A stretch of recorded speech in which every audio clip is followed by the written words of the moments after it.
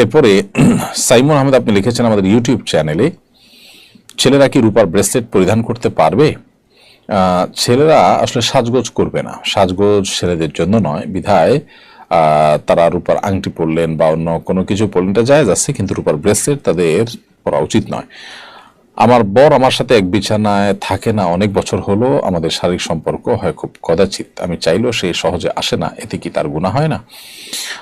প্রিয় বোন, আল্লাহ তাআলা আপনার প্রতি রহম করুন। যদি আপনি যেমন বর্ণনা করেছেন বাস্তবতা এমনই হয় যে আপনার যে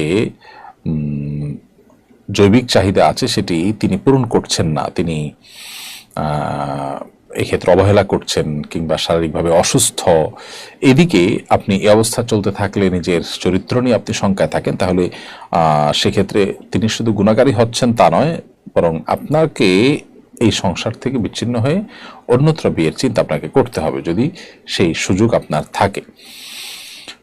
অন্যথায় আপনার স্বামী তিনি গুনাহগার হবেন, তিনি আলাদা থেকে আপনার হক নষ্ট করছেন, সেই দায় তিনি দায়ী থাকবেন। তার আল্লাহকে ভয় করা উচিত, কারণ স্ত্রীর ভরণ পোষণ শুধু জোগাড় করলেই হয় না, স্ত্রীর জৈবিক চাহিদা পূরণ করাও স্বামীর উপর কর্তব্য। সেটা যদি তিনি না করেন তাহলে তিনি গুনাহগার হবেন।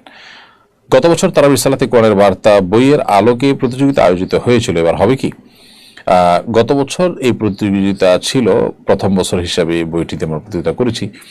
এই বছর আসনা ফাউন্ডেশন থেকে এর উপরে কম্পিটিশন হবে না, কারণ আমাদের এই বছরের সবচেয়ে মেগা প্রজেক্ট হলো কোরআন পাঠ ও প্রতিযোগিতা। গোটা রমাদান ব্যাপী আমরা কোরআন পাঠ এবং প্রতিযোগিতার জন্য একটু বড় ধরনের আয়োজন করছি। আপনারা জানেন প্রায় 15 লক্ষ টাকার পুরস্কার ঘোষণা করেছি, বছরে 6টা ধাপে আমরা পরীক্ষা নিয়েছি, আবার রমাদানে হবে শুরু থেকে শেষ পর্যন্ত সবগুলো ধাপের পরীক্ষা একযোগে একসাথে শুধু তর্জমা থেকে। অতএব এই কম্পিটিশন আমরা এবার মনোযোগ দিচ্ছি। সেক্ষেত্রে তারাবির সালাতে কোরআনের বার্তা বইয়ের উপর আলাদা করে প্রতিযোগিতা থাকছে না, তবে বিভিন্ন মসজিদ এবং কর্পোরেট শিক্ষা প্রতিষ্ঠান থেকে এই বইটি একটা মিনিমাম একটা ফিগার যদি আমাদের কাছ থেকে নেওয়া হয়, অর্থাৎ আমাদের কাছ থেকে বলতে এখানে যারা ডিস্ট্রিবিউটর আছেন তাদের কাছ থেকে নেন, তাহলে সেক্ষেত্রে তাদের জন্য ডিস্ট্রিবিউটারের তরফ থেকে nafion.com এর তরফ থেকে কম্পিটিশন আয়োজন অনলাইনে করার ব্যবস্থা থাকবে। এটি আলহামদুলিল্লাহ একটা সুবর্ণ সুযোগ আমি মনে করি কর্পোরেট প্রতিষ্ঠানগুলোর নিজেদের মধ্যে দ্বীনি এবং কোরআন শিক্ষার চর্চা বাড়াতে এবং দ্বীনি কম্পিটিশন বাড়াতে রমজান উপলক্ষে এই সুযোগটা তারা কাজে লাগাতে পারেন। এর বাইরে রমজান প্ল্যানার আলোকেও প্রতিযোগিতা হতে পারে।